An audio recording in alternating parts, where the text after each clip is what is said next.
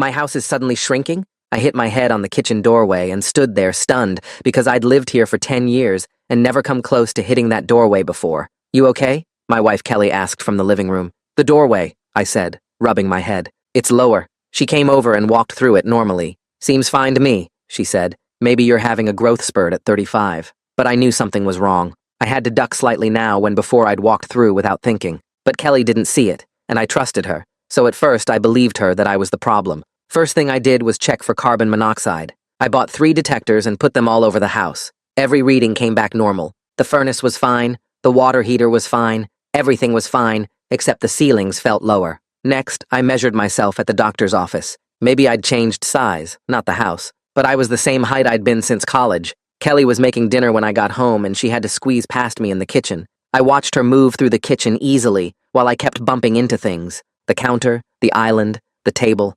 Everything was in my way. She never bumped into anything. That night I woke up to use the bathroom and walked straight into the doorframe in the dark, hard enough to split my lip. Kelly turned on the light, and there was blood on the white paint. Jesus, what happened? She asked. The doorframe moved, I said. Doorframes don't move, she said, getting me a tissue. You're exhausted. When's the last time you slept properly? But I saw something in her eyes when she said it, a flicker of something that wasn't concern. Or maybe I imagined it. I started measuring things in secret, not writing it down where she could find it but keeping track in my head. The hallway was narrower. The shower stall was tighter. The garage was lower. Every day something changed, but Kelly never noticed, or said she didn't notice. My brother Tom came over and immediately hit his head on the basement ceiling. What the hell? He said. Since when is this so low? See? I told Kelly. Tom notices it too. Tom's drunk, she said, even though he'd had 1 beer. And you're encouraging each other's paranoia. After Tom left, I found Kelly in the basement with a tape measure. She shoved it in her pocket when she saw me. What were you doing?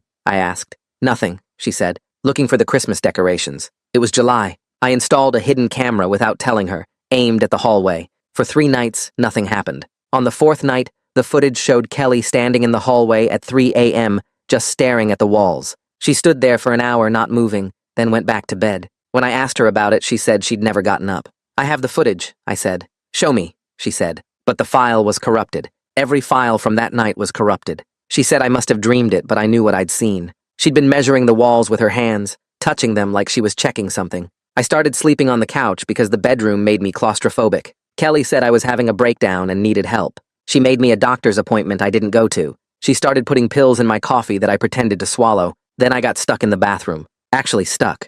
I'd gone in fine, but when I tried to leave, my shoulders were wedged in the doorframe. I had to dislocate something to get out, and Kelly was standing in the hallway watching. Help me, I said. There's nothing wrong with the door, she said. You're doing this to yourself. That's when I knew. The calm way she said it, the way she watched me struggle. She was doing this somehow. She had to be. It's you, I said. You're doing this to the house. That's insane, she said. You come from a construction family, I said. Your dad's a contractor. You know how to make modifications. To make rooms smaller? She laughed. While you're sleeping? That's your theory? But I started noticing things. Drywall dust in the vacuum. Her clothes smelling like sawdust. Tools in her car she said were for work, but she worked in marketing. Late-night phone calls she took in the garage. Why are you doing this to me? I asked one night. I'm not doing anything, she said. You're sick. Then explain the dust, I said. Explain the tools. What tools? She asked. I went to her car, but they were gone. Everything was gone. She stood in the doorway watching me search, that same flicker in her eyes from before.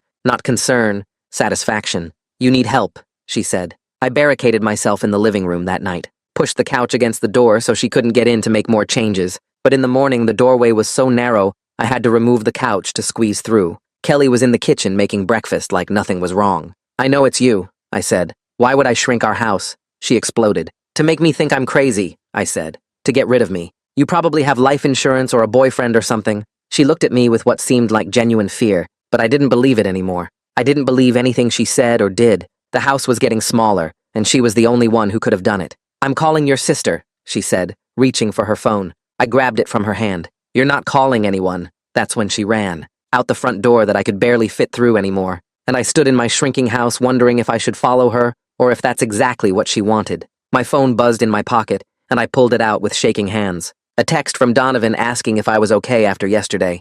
I stared at it because I hadn't talked to Donovan yesterday, unless he meant something else, unless Kelly had called him. My fingers hovered over the screen, and then I called Jillian instead because she was the only person I could trust right now. She answered on the second ring, and I started talking before she could say hello, words spilling out about the doorways getting smaller. And Kelly, with the tape measure at 3 in the morning, and the corrupted camera files and getting stuck in the bathroom doorway while she just watched. Jillian didn't interrupt, didn't tell me I was crazy, just listened to everything until I ran out of breath. She asked where Kelly was now, and I said she ran out, went to her parents probably. Jillian said she was coming over tonight and I shouldn't be alone, that this sounded serious, and we needed to figure out what was actually happening. I thanked her and hung up and looked around my house that felt like it was squeezing me. I pulled out my phone again and started taking pictures. Every doorway, every hallway, every room I could fit into. I held the phone steady and made sure the timestamps showed, creating a record of what the house looked like right now in case it changed again tonight. The camera clicked over and over as I moved through the kitchen doorway, the bathroom doorway, the bedroom doorway that all felt too narrow. I photographed the basement stairs where the ceiling seemed lower than it should be, the garage where I had to duck now when I never did before. Building evidence made me feel slightly less insane, like I was doing something concrete instead of just panicking. I spent 2 hours documenting everything, taking measurements with a tape measure I found in the junk drawer, writing numbers on my phone notes app. The front door opened and I jumped, but it was just Jillian with an overnight bag slung over her shoulder. She walked straight to the kitchen doorway, and I watched her move through it normally. Then she turned around and walked through again, this time paying attention. Her head smacked into the top of the frame, and she swore and grabbed her forehead. She looked at me with wide eyes and touched the doorframe like she couldn't believe it. She said something was definitely off about the measurements here, that she'd walked through this doorway 100 times and never hit her head before. We sat at the kitchen table and she pulled out her tablet, opened a notes app, and asked me to tell her everything from the beginning in order. I walked through the whole timeline, starting with the first time I hit my head, the carbon monoxide detectors, measuring myself at the doctor, Kelly dismissing everything. When I got to the part about Kelly's late-night phone calls and the tools in her car that disappeared, Jillian's face changed from concerned to something darker. She asked if I still had the photos of the tools, and I said no, they were gone before I could document them. She typed notes quickly, asking specific questions about dates and times, about what Kelly said versus what she did. Then she stopped me and said we needed objective data before jumping to conclusions about Kelly's involvement, that we couldn't just assume the worst without proof. She reached into her bag and pulled out a laser level, the kind contractors use, and said we should install proper measurement markers so we'd know for sure if anything changed. We spent the next hour going through the house together, using the laser level to mark exact measurements of every doorway and hallway.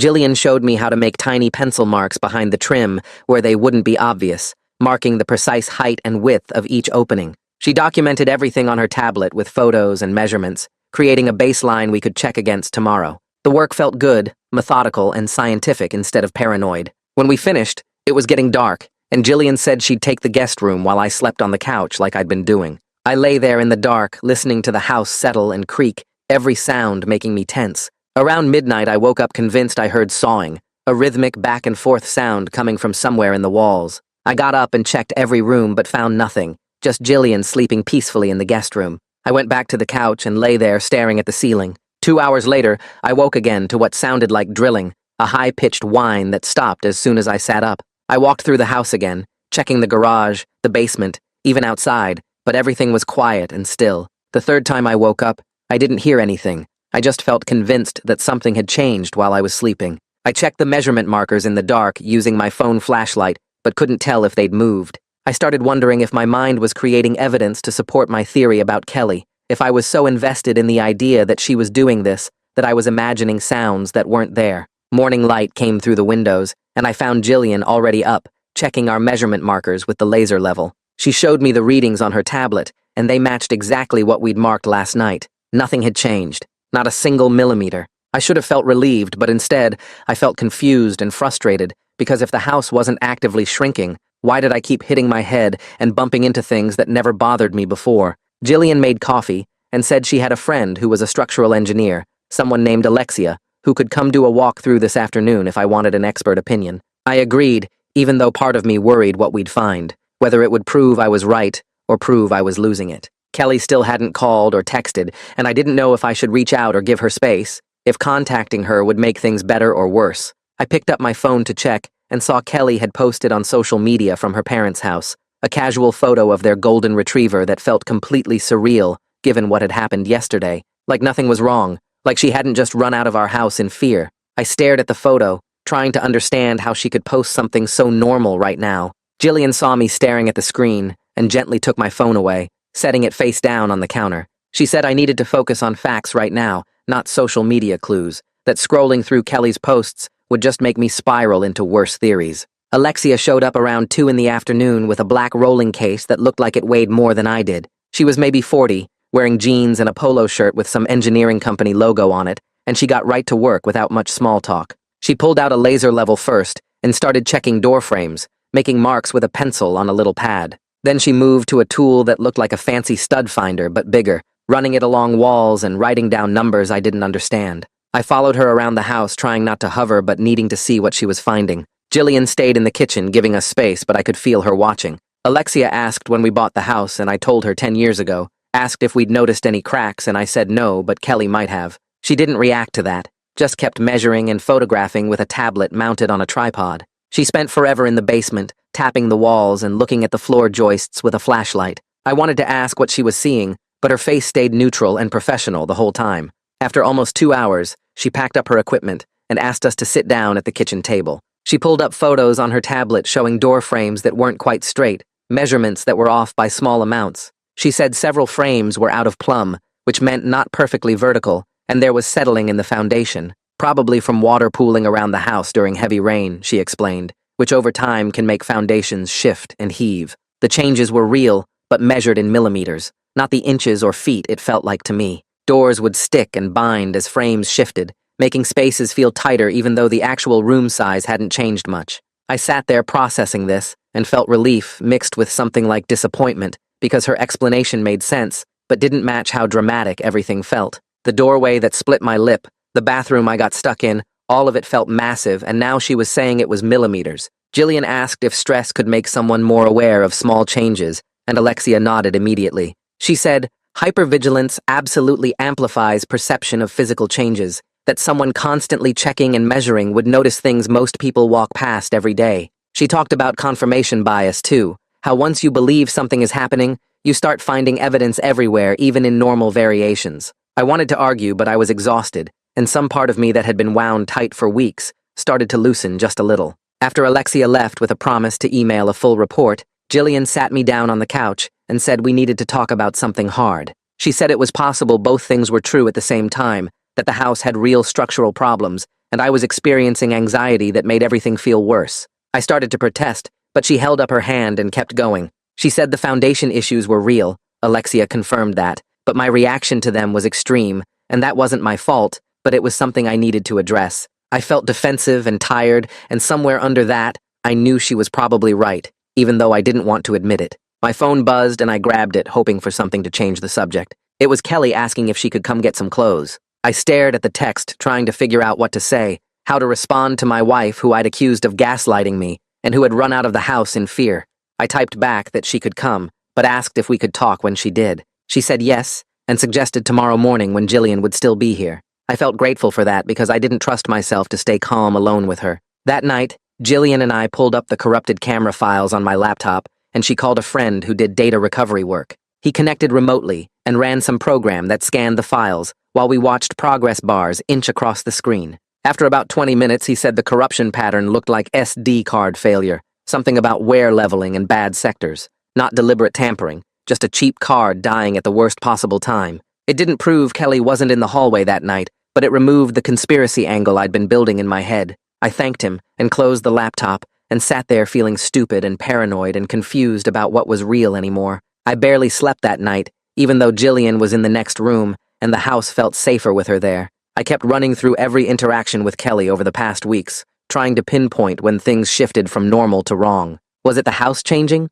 or was it me changing, becoming suspicious and paranoid about someone who had been my partner for years? I remembered the way she looked at me when I grabbed her phone, genuine fear in her eyes, and felt sick. I remembered her trying to get me to see a doctor and me refusing because I thought she was trying to make me look crazy. What if she was just worried about me, and I turned that into evidence of betrayal? Morning came too fast and too slow at the same time. Kelly knocked instead of using her key, and that small thing made my chest hurt. We sat in the living room with Jillian between us like a buffer, and Kelly looked exhausted, dark circles under her eyes, and her hair pulled back messy. She started talking before I could, apologizing for running but saying she was terrified by how I grabbed her phone and the wildness in my eyes when I accused her of shrinking the house. Her voice cracked when she said it, and I saw her hands shaking in her lap.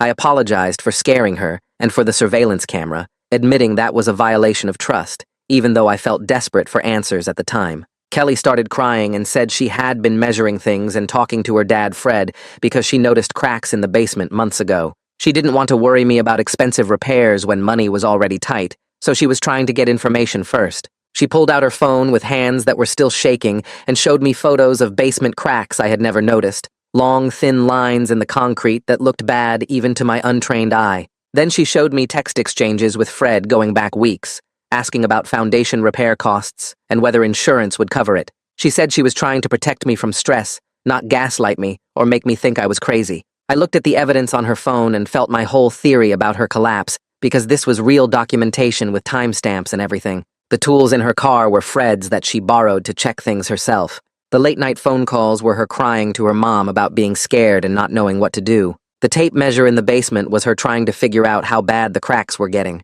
Every piece of evidence I'd built my case on had a completely different explanation than the one I'd created in my paranoid spiral. I looked at Kelly sitting there with her phone showing me all this evidence, and I felt anger boiling up in my chest, because even if she was trying to help, the sneaking around made everything 10 times worse. She saw my face change and pulled back like I might yell at her. Jillian put her hand up between us like a referee stopping a fight. She said we needed to focus on moving forward instead of tearing apart the past, asking what we needed to do about the house and what we needed to do about us as a couple. Kelly started crying harder and said there was something else she had to tell me. My stomach dropped, because what else could there possibly be? She admitted she'd been putting something in my coffee every morning for the past 3 weeks. A mild sedative that her friend who works at urgent care suggested when she told him I wasn't sleeping and was acting paranoid. I stood up so fast the chair tipped over behind me. Kelly flinched and Jillian moved closer to her. I felt like the floor was tilting because this was exactly what I'd suspected, exactly what I'd pretended not to notice,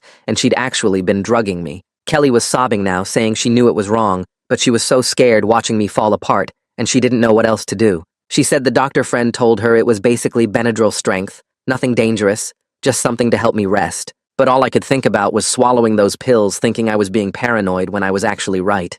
Jillian made us both sit back down and said we needed ground rules for this conversation right now. No more secrets starting immediately. Everything on the table no matter how bad it looked, and we focus on solutions instead of blame. She looked at Kelly and said, "The sedatives stop today. No exceptions and complete honesty from now on." Then she looked at me and said, "No more cameras or surveillance, and if I'm struggling I say it out loud instead of investigating in secret." Kelly agreed through her tears, and I nodded because I knew Jillian was right, even though I wanted to keep being angry. We called Alexia right there from the living room and scheduled her to come back for a full inspection in 2 days. Kelly said her dad Fred should stay out of it completely to avoid any appearance of covering things up or conflict of interest. I said I would see a therapist about the anxiety and checking behaviors that clearly got out of control. Kelly packed a bag while Jillian and I sat in the kitchen not talking. I heard her moving around upstairs, and it felt like she was already gone. She came down with a small suitcase and said she'd stay at her parents' for a few more days while we waited for Alexia's report. Jillian hugged her, and Kelly looked at me like she wanted me to say something, but I didn't know what to say. She left through the front door, and I watched her car pull away. The house felt huge and empty suddenly. Jillian made me sit down and started looking up therapists on her laptop. She found one named Reed, who specialized in anxiety disorders, and had an opening later that week. The space apart felt necessary, like we both needed room to breathe, but it also felt lonely in a way that surprised me. I kept expecting to hear Kelly in the other room, or see her coming down the stairs. Jillian stayed with me for 2 more nights, and I realized how much I missed Kelly, even though I was still hurt and confused about everything. The morning of my first therapy appointment, I almost canceled 3 times. Jillian drove me there because she didn't trust me to actually go. Reed's office was in a boring medical building with gray carpet and paintings of beaches on the walls. He was younger than I expected, maybe 40, with glasses and a calm way of moving that made the room feel quieter. I sat in a chair across from him and told him everything. The doorways, the measurements, Kelly with the tape measure,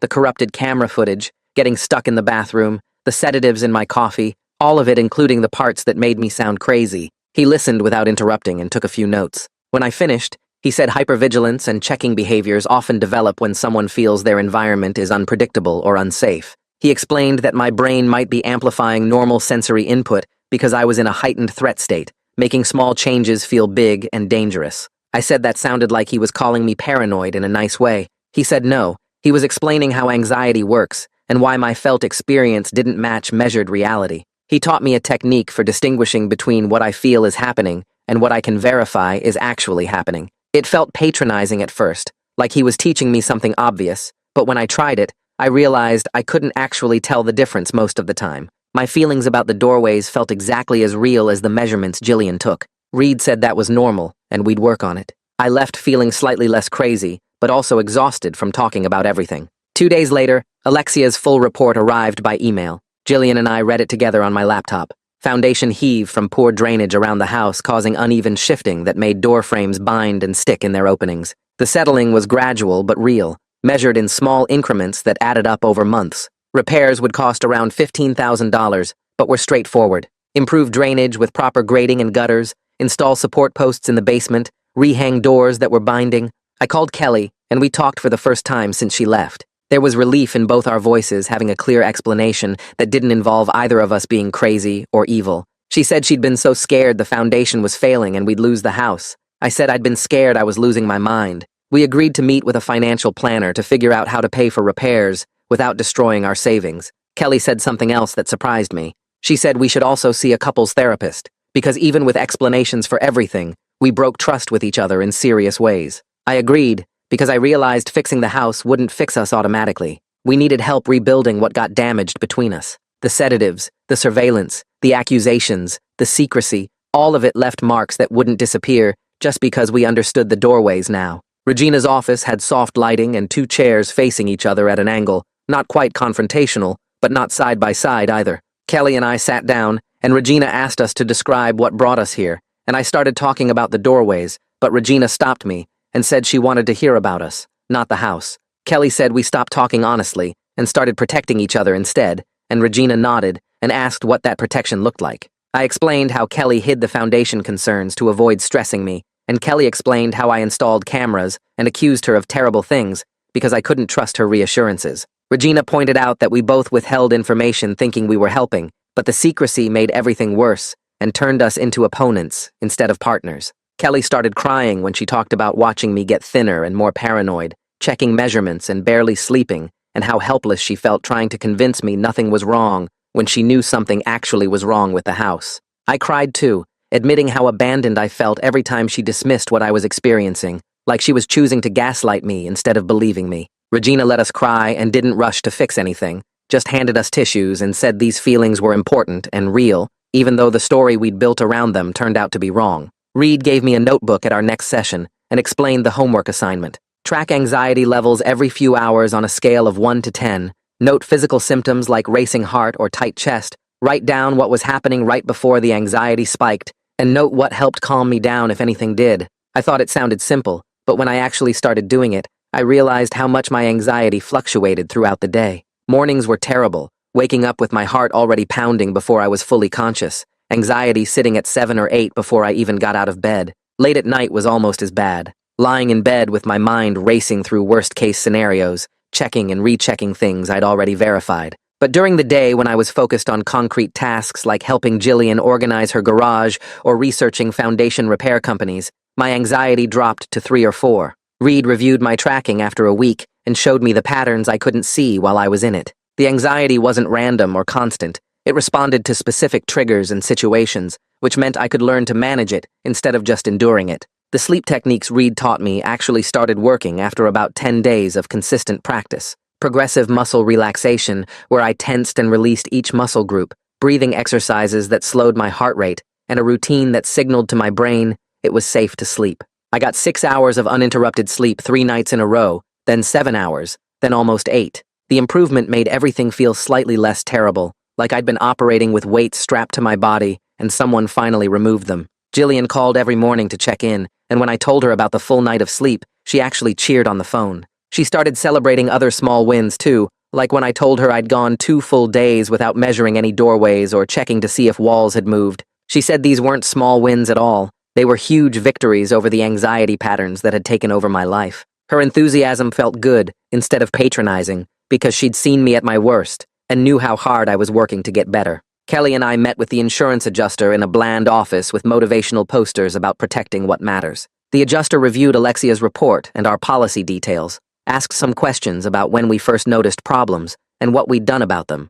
He typed notes into his computer and finally said, "Our policy covered foundation repairs with our deductible of $2,000, which meant insurance would pay the remaining $13,000. I felt tension. I didn't know I was holding release from my shoulders and chest. Kelly reached over and took my hand, the first time we'd touched in weeks, and I squeezed back. Her hand felt fragile in mine, or maybe mine felt fragile in hers, something breakable between us that we were both trying not to crush. The adjuster kept talking about timelines and contractors and claim processing, but I was focused on Kelly's hand and the fact that we were sitting together dealing with this problem instead of separately accusing each other. It felt fragile but real, like something we could maybe rebuild if we were careful and honest. Fred called 2 days later and asked if he could talk to me, and I almost said no, but Kelly encouraged me to hear him out. He apologized for not being more direct from the beginning about his concerns, said he saw the cracks in settling, but Kelly asked him to let her handle it her way. He thought he was respecting her autonomy and their relationship, but he realized now he should have talked to both of us directly instead of going through Kelly. I told him I understood family dynamics are complicated, and he was trying to support his daughter, but the secrecy fed my paranoia and made me suspect conspiracy instead of concern. We talked for almost an hour about communication and family patterns, how Kelly learned from her parents to handle problems quietly without involving others until solutions were ready. Fred said that approach worked for some things, but clearly failed here, and he'd encourage Kelly to be more transparent going forward. The conversation felt awkward, but honest, and I appreciated him taking responsibility instead of defending his choices. Donovan showed up at the house with pizza and beer, and I updated him on everything that happened since he hit his head on the basement ceiling. He listened to the whole story about Alexia's findings and the therapy and Kelly's sedatives, and when I finished, he admitted he'd been worried I was having a complete breakdown. He said he told his wife he thought I might need to be hospitalized because the things I was saying sounded so paranoid and disconnected from reality. But hearing that there were actual structural problems and Kelly actually was being secretive made him feel relieved that I wasn't just losing my mind for no reason. We laughed about both of us hitting our heads on things, how we'd become the family members who couldn't navigate doorways properly, and the laughter felt good after weeks of tension and fear. Donovan said he was proud of me for getting help instead of spiraling further, and I told him I was grateful he validated my experience, even when it sounded crazy. Reed and I spent the next therapy session exploring why I jumped straight to believing Kelly was deliberately harming me instead of considering other explanations. He asked about previous relationships and whether I'd experienced betrayal or manipulation before, and I found myself talking about an ex from years ago who actually did gaslight me. She'd move my things and deny it, tell me I said things I never said, convince me my memory was faulty when really she was lying to cover her own behavior. That relationship ended badly and left me with trust issues I thought I'd worked through, but Reed helped me see how that history colored my perception of Kelly's behavior. When Kelly was secretive and dismissive, my brain pulled up old patterns and assumed malicious intent instead of considering she might be scared or trying to protect me. Reed said this was a normal trauma response, my brain trying to protect me from being hurt again, but it made me see threats where there weren't any and damaged a relationship with someone who actually loved me. Kelly and I talked on the phone about next steps for the house, and she suggested we temporarily move to a furnished rental while repairs happened. The idea of leaving the house felt like relief and failure at the same time, but she pointed out we both needed space from the place that became the center of our crisis. We could stay with family, but that felt too close, too many questions and concerned looks. A short-term rental would give us privacy and distance to keep working on us while contractors fixed the foundation. We spent 2 days packing together, and the process was tense but different from before. We checked in about decisions instead of making assumptions, asked each other what we needed instead of trying to read minds, and took breaks when things felt too hard. Kelly asked if I wanted to pack the hidden camera, and I said no.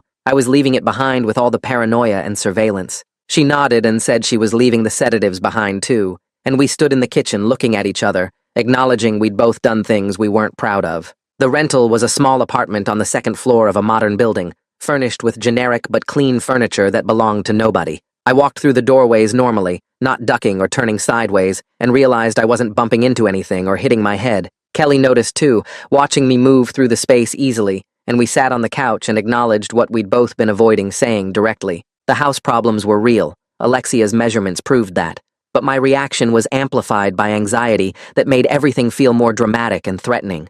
Kelly's secrecy was real too, the tape measures and conversations with Fred and sedatives in my coffee, but her motivation was fear and misguided protection, not malicious conspiracy. We were both right and both wrong, and sitting in the neutral apartment made it easier to admit that without defending ourselves or attacking each other. Regina had us do an exercise in our next session where we each wrote down our fears about the relationship on index cards, then shared them out loud. I stared at the blank card for a long time because putting fears into words made them more real somehow. Finally, I wrote that I was afraid Kelly would always see me as broken after this, the husband who accused her of shrinking the house and installed cameras and grabbed her phone. Kelly wrote on her card quickly and then sat holding it face down on her lap. Regina asked me to read mine first, and my voice shook, saying the words out loud. Kelly's eyes filled with tears, and she read hers next, saying she was afraid I'd never trust her again after the sedatives and secrecy, that I'd always be watching for signs she was lying or manipulating. We both cried, reading each other's fears,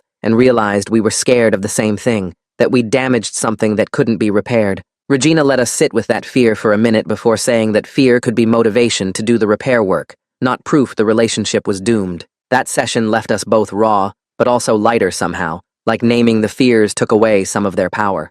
Kelly and I drove back to the rental separately, and I spent the evening on the couch thinking about what Regina said, how fear could push us to fix things, instead of proving they were broken forever. The next morning, I got a text from Alexia with a photo of a backhoe in our driveway, and the caption, "Drainage work begins today." I showed Kelly, and we both stared at the image for a long time, seeing actual proof that the problems were being addressed. Over the next week, Alexia sent daily updates, pictures of trenches being dug around the foundation, French drains being installed, gravel being laid. Each photo felt like progress I could see and touch, not just talk about in therapy. Kelly printed them out and put them on our rental fridge in chronological order, creating a visual timeline of the house being fixed. We'd stand there together looking at the sequence, not saying much, but both feeling like we were moving forward instead of being stuck in the nightmare of those weeks when everything felt wrong. I had my regular session with Reed on Thursday and sat in his office feeling nervous about something I needed to admit. He asked how things were going, and I told him about the therapy with Regina,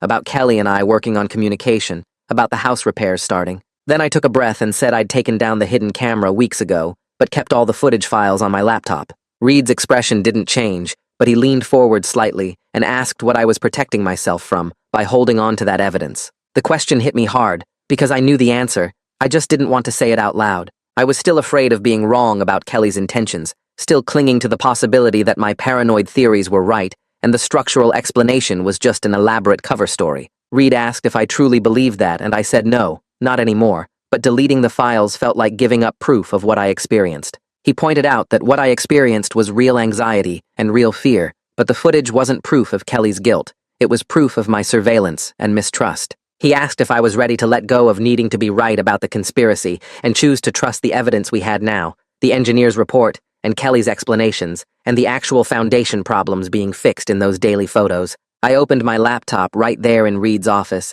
and found the folder with all the camera files. My hand shook, moving the cursor to the delete button, and I sat there for probably 2 full minutes just staring at it. Reed didn't push me or say anything, just waited while I worked through it internally. Finally, I clicked delete and then emptied the trash, watching the files disappear permanently. The relief was immediate and surprising, like I'd been carrying something heavy and finally set it down. Reed said this was a significant step in breaking the checking and surveillance pattern, that I was choosing to trust the present instead of clinging to paranoid theories from my worst moments. We talked about how the footage represented my attempt to control an uncontrollable situation, and deleting it meant accepting that I couldn't go back and prove anything. I could only move forward with what I knew now. That evening, Kelly and I had our best conversation yet, sitting on the rental couch with takeout Chinese food. Neither of us was really eating. I told her I'd deleted the camera footage, and she got quiet for a minute before saying thank you. Then she started talking about how my secrecy with the camera felt like a violation, like I'd turned our home into a place where she was watched and suspected. I listened without defending myself, and then said her secrecy about the foundation concerns and the tape measures, and especially the sedatives, felt like betrayal, like she didn't trust me to handle the truth. We went back and forth like that, being specific about individual actions instead of vague accusations.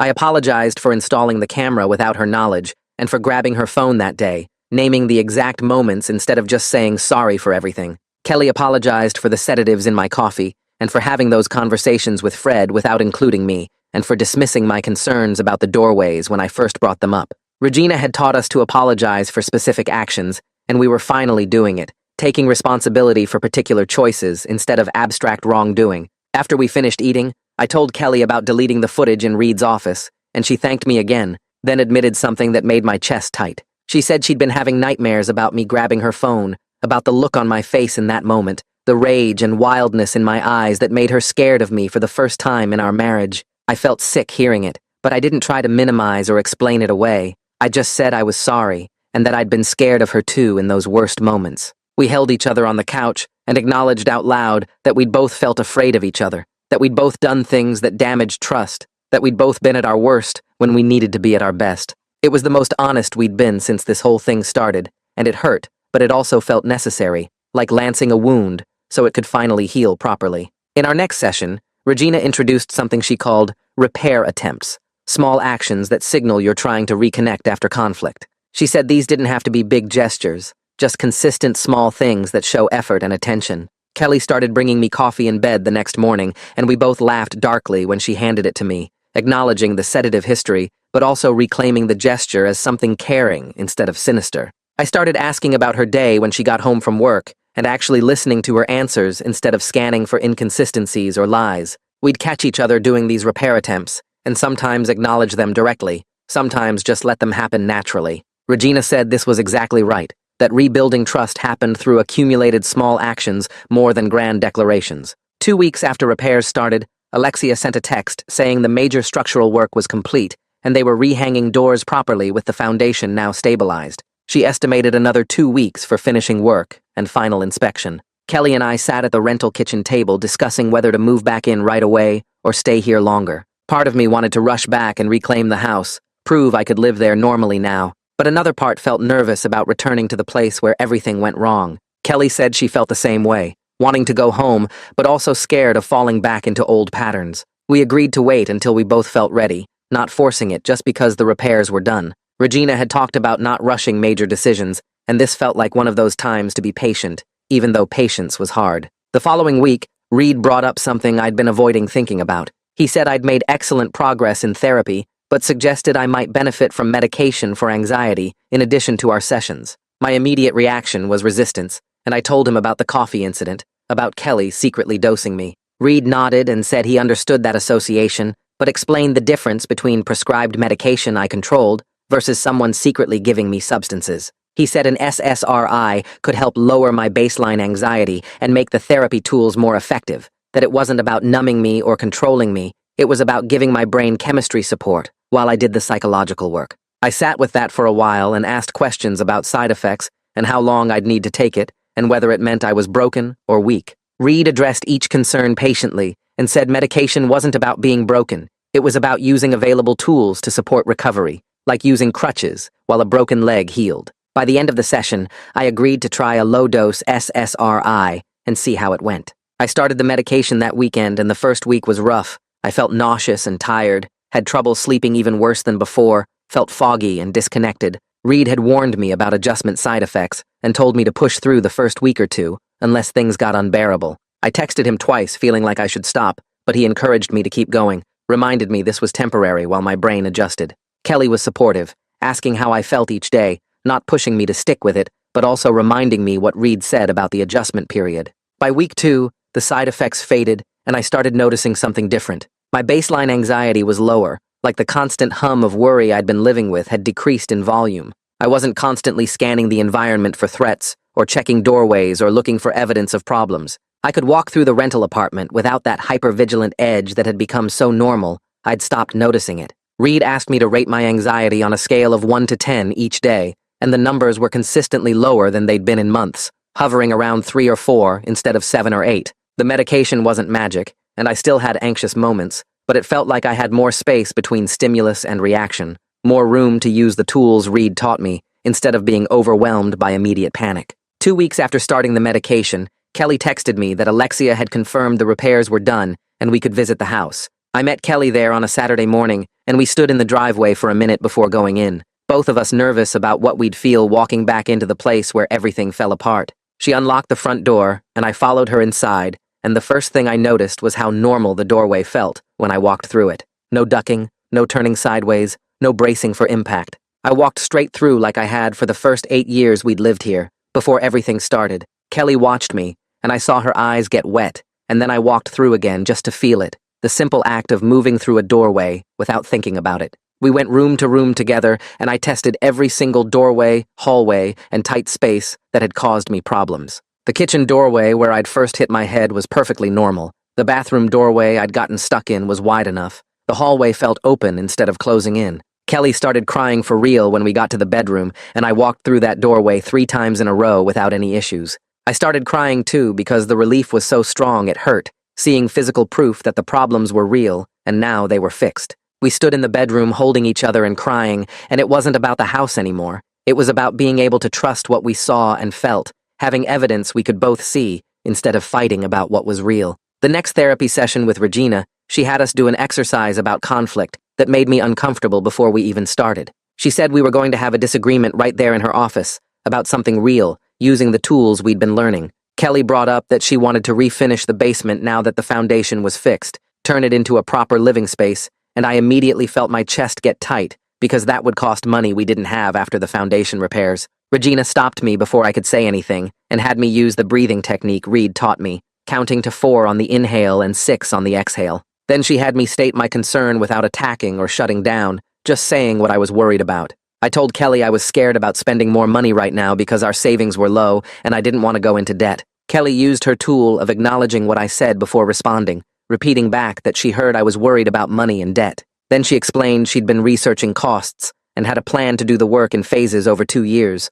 only spending what we could afford each phase. Regina had us keep going back and forth, each of us listening and acknowledging before responding, and it felt weird and formal at first, but we actually worked through the whole disagreement without either of us getting defensive or mean. By the end, we had a plan we both felt okay about, doing the basement in small, affordable steps, and Regina pointed out that we'd just successfully navigated a real conflict about money without anyone shutting down or attacking. It felt like a small miracle after months of terrible communication where every conversation turned into a fight or silent treatment. We decided that weekend to move back into the house together. Kelly had been staying with her parents, and I'd been in the rental apartment, and we both agreed it was time to reclaim our actual home instead of living in temporary spaces. It would feel strange at first. We knew that. All the bad memories were still there, even though the physical problems were fixed. But we wanted to make new memories in the house, good ones, instead of letting the worst period of our marriage be the last thing that happened there. Jillian offered to help us move back in and showed up with her truck full of boxes from my rental.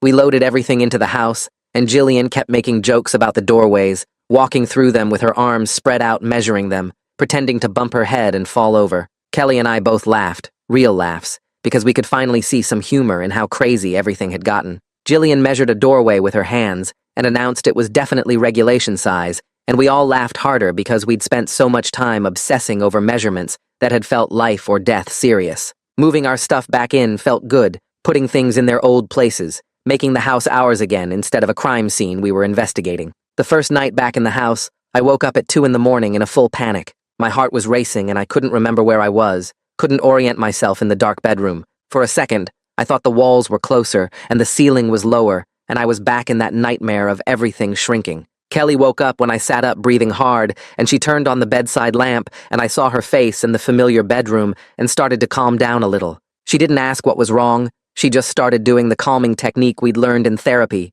talking me through slow breathing and grounding exercises. She had me name 5 things I could see, 4 things I could touch, 3 things I could hear, and by the time I got to 2 things I could smell, my heart rate was back to normal. I didn't get up to check measurements or look for evidence that something had changed. I didn't pull out my phone to compare the room to old photos. I just breathed and trusted that the house was fixed, that the panic was my brain's old pattern, not current reality. Kelly kept her hand on my back the whole time, and when I finally laid back down, she stayed awake with me until I fell asleep again. Fred came by the next morning to see the completed repairs. He walked through the whole house checking Alexia's work, running his hands along door frames and looking at where the foundation had been reinforced. When he finished his inspection, he apologized again for not being more direct with me from the start, said he should have told me about the foundation concerns instead of letting Kelly handle it alone. I told him I understood he was trying to support Kelly and respect her wishes, but going forward, we needed him to check in with both of us about house concerns. Fred agreed and said he'd learned his lesson about keeping secrets even with good intentions, that it had nearly destroyed our marriage, and he felt responsible. We established a new pattern right there, where Fred would text both Kelly and me if he noticed anything about the house that needed attention. No more side conversations or hidden consultations. It felt good to clear the air and set up better boundaries, turning Fred back into someone I could trust, instead of someone I suspected of helping Kelly gaslight me. I had my regular appointment with Reed later that week, and we talked about my progress over the past 3 months. He pulled out his notes and showed me the anxiety tracking charts I'd been keeping, pointing out how my numbers had gone from 7s and 8s down to 3s and 4s consistently. He said my checking behaviors were way down. I wasn't compulsively measuring things or looking for evidence of changes multiple times a day. The hypervigilance was still there sometimes, especially when I was tired or stressed, but I had tools now to manage it instead of letting it spiral into full panic. Reed said the combination of therapy and medication had been really effective for me,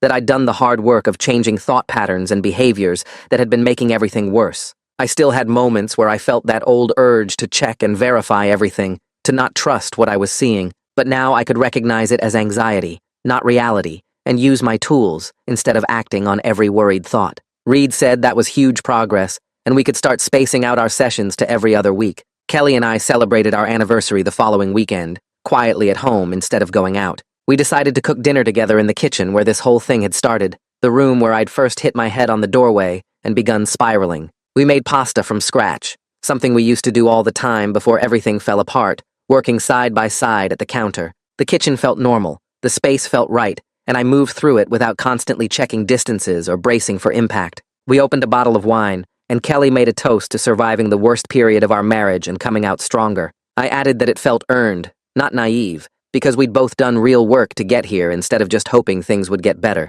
We clinked glasses and drank and kept cooking, talking about normal things like what movie to watch later and whether we needed to buy a new lawnmower. The anniversary felt significant because we were choosing to stay together after seeing each other at our absolute worst, after breaking trust in serious ways, after nearly giving up completely. Regina told us in our next couples therapy session that we'd done excellent work and could move to monthly check-ins instead of weekly sessions. She said it felt like graduation. We'd learned the tools and were actually using them in daily life, communicating directly about problems instead of avoiding or attacking. Kelly and I were making decisions together now, checking in with each other about concerns before they became crises, rebuilding trust through small, consistent actions over time. Regina warned us we'd still have hard moments and setbacks. That wasn't going away, but we had a foundation now for working through problems together. She said, most couples never do the kind of deep work we'd done. They just coast along until something breaks, and then they don't have any tools to fix it. We left her office holding hands,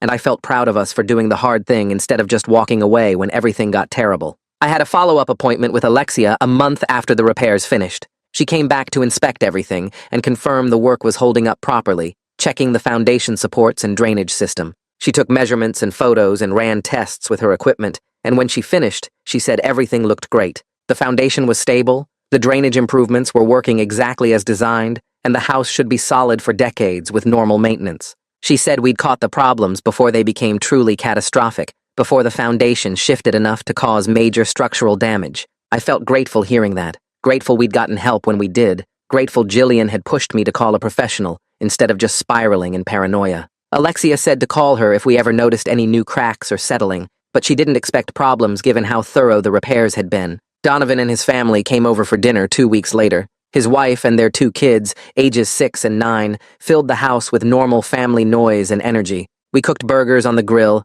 and the kids ran around the backyard and then through the house, in and out of rooms without hesitation. My niece ran full speed through the kitchen doorway that had caused me so much fear and pain, not even thinking about it, just a kid playing. Donovan and I talked about work and sports and regular life things, and the house never became the main topic of conversation. Nobody hit their head, nobody commented on doorways feeling tight or ceilings feeling low. It was just a normal family dinner in a normal house, and I realized partway through the evening that I was moving through the doorways the same way my niece was, without thinking about it, without checking or measuring or bracing for impact. The house was just a house again, not a threat or a mystery or a source of constant anxiety. It was the place Kelly and I lived, with a fixed foundation and properly hung doors, and that was enough. A week after that dinner, Kelly and I sat on our couch and talked about everything we learned from the crisis. She said she would never keep secrets to protect me from stress again, because the secrecy made everything worse and fed my paranoia instead of helping. I told her I would never jump to worst-case scenarios without checking facts first, that I let my anxiety build these massive conspiracy theories when I should have just asked her what was going on. We both agreed to ask questions instead of making assumptions, to talk directly about problems instead of hiding them or imagining them. It felt good to name those patterns out loud and commit to changing them together. 2 weeks later, I had a session with Reed where we discussed reducing my appointments from weekly to every other week. He said I had developed solid skills for managing anxiety and recognizing when I needed help, that I was doing the work and seeing real progress. The medication was still working well, and I was sleeping through the night for the first time in months, actually sleeping instead of lying awake checking measurements in my head. Reed said I should keep taking the medication and keep practicing the techniques we worked on, but I was ready to step back from weekly therapy. I felt proud hearing that, like I had actually fixed something important. 6 months after I first hit my head on that kitchen doorway, Kelly and I sat on our back deck watching a rainstorm. The new drainage system was working perfectly, water flowing away from the foundation exactly like it should. I watched the rain and felt genuinely peaceful for the first time since this whole thing started. The house was solid underneath us, the foundation stable and properly supported. Our marriage was stronger because we had learned how to communicate honestly instead of hiding things or imagining the worst. I realized sitting there that the scariest thing was never what was actually happening with the house. It was what I imagined in the absence of clear information and honest communication, the stories my anxious brain created to explain things I didn't understand. Kelly reached over and took my hand, and we just sat there together watching the rain, both of us knowing we had survived something hard and come out better for it. And that's the end of this story. I'm so glad you joined me, because it makes telling these feel meaningful. Hopefully it brought some light to your day. Subscribe so we can do it again soon.